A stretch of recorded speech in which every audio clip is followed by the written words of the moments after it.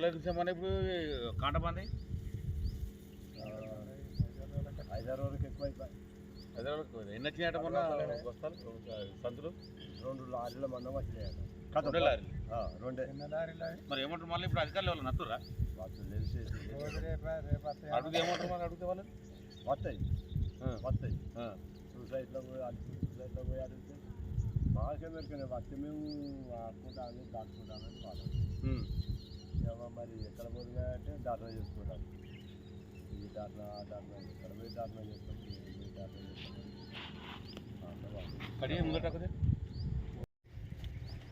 ఈనాడు ఉన్నటువంటి రేవంత్ రెడ్డి గారి ప్రభుత్వం, రేవంత్ రెడ్డి గారు మొన్న అసెంబ్లీ ఎన్నికలలో రైతులకు ఇచ్చినటువంటి హామీ, రైతులు పండించినటువంటి ధాన్యానికి మద్దతు ధరనిస్తూ మరి ప్రతి గింజను కూడా కొనుగోలు చేస్తామని చెప్పి వరంగల్లో రైతు డిక్లరేషన్ సభని నిర్వహించి ఆ సభాముఖంగా మరి రాహుల్ గాంధీ సాక్షిగా చెప్పినటువంటి రేవంత్ రెడ్డి గారు మరి ఈనాడు చిన్నకోడూరు మండల కేంద్రంలో రైతులు తీసుకొచ్చినటువంటి పొద్దుతిరుగుడు ధాన్యము ఈ మార్కెట్లో పోసి నెలలు గడుస్తూ ఉంది.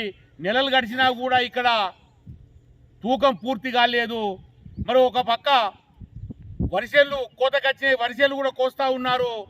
వరిసేళ్ళ కోతతో పాటుగా వడ్లు తీసుకొచ్చి వాటిని కూడా మార్కెట్లో పోస్తూ ఉన్నారు. అవి కూడా కొనుగోలు కేంద్రాలు ప్రారంభం కాబోతున్నాయి. మరి ఉన్న పొద్దుడికే దిక్కు లేదు. మరి ఆ వడ్ల కొనుగోలు ఎప్పుడు చేస్తావో కూడా తెలియనటువంటి పరిస్థితి. కాస్తో కూస్తో వచ్చినటువంటి పంటనే నువ్వు కొనలేని పరిస్థితి ఉంది అని అంటే రేపు వడ్లు కొనే పరిస్థితి ఏ విధంగా ఉంటుందో అర్థమవుతా ఉంది. రైతులు మోసం చేసినటువంటి రేవంత్ రెడ్డి గారు మీరు ఇలా ప్రగల్భాలు పలుకుతూ ఉన్నారు.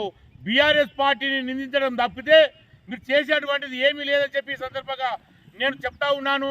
మీరు ఇంకా ఈ కొనుగోలే కాదు, రైతులకు బోనస్ ఇస్తామని మాట్లాడారు. రైతుకు వడ్లకు 500 ఇస్తామన్నారు. ఈ ఆంతర పంటలకు కూడా ప్రతిదానికి మరి బోనస్ ఇస్తామని చెప్పారు. బోనస్ ముచ్చట దేవుడు ఎరుగు కానీ కొనేటువంటి నాదుడు లేడు. ఈ పొద్దుతిరుగు ధాన్యాన్ని కొనకపోవడంతో మరి మధ్య ధరలు మరి వాళ్ళు సగం రేటుకు కొనేటువంటి పరిస్థితి ఏర్పడేటువంటి పరిస్థితి వస్తూ ఉంది. రేవంత్ రెడ్డి గారు ఇవాళ మరి ముఖ్యమంత్రిగా కేసీఆర్ గారు ఉన్నట్లయితే ఏ ఒక్క గింజ కూడా ఇప్పటి వరకు ఆగి ఉండేది కాదు అని చెప్పి గంటా పదక తెలియజేస్తూ ఉన్నాము.